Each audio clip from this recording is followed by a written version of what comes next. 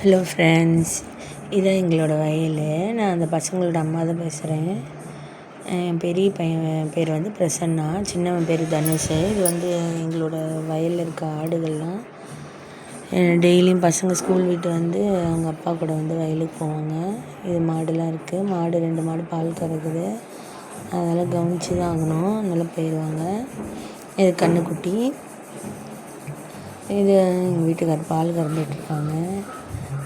மேலே வந்து தான் மாடுலாம் கட்டுவோம். இந்த இதை வந்து காமிக்கிறாங்க.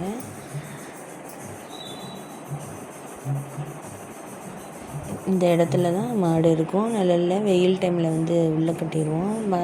ஈவினிங் டைமில் இங்கே காத்தோட்டமாக கட்டி விட்டுருவாங்க.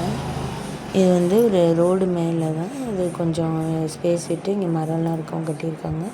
எங்களுக்கு வயல் வந்து குன்னுன்னு சொல்லுவோம் இல்லைங்களா, சின்ன மலை, அது பக்கத்தில் அடிவாரத்தில் இருக்குது. அதனால் அப்படி இருக்காங்க. அங்கே தெரியுது எங்கள் மாமியார்.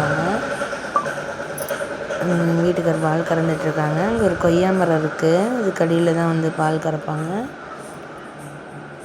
இந்த சைடு தான் வந்து நெல் போட்டிருந்தோம். நெல் அறுத்துருக்காங்க.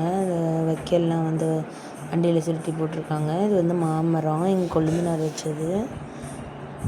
அங்கே இப்போ தம்பி காமிக்கிறான் இல்லைங்களா, அங்கே தான் வந்து மயிலூற்று அருவின்னு கேள்விப்பட்டிருக்கீங்களா, அது எங்கள் ஊரில் தான் இருக்குது. இந்த ரோடு வழியாக போனோன்னா அந்த இடத்துல தண்ணி வர்றது வந்து தெரியும்.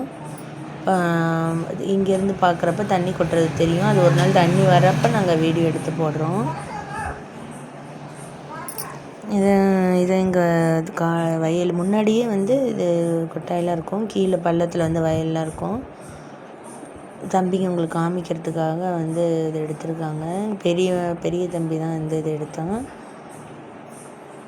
ஏன்னா இந்த தொட்டி, தண்ணி காமிக்கிற தொட்டி. இது வந்து கருப்பு மாடு.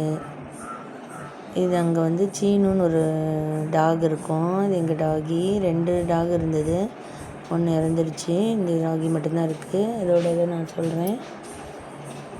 Bye friends. இன்னொரு நாள் நான் வந்து எங்கள் வயலில் என்னென்ன வளர்த்தோம்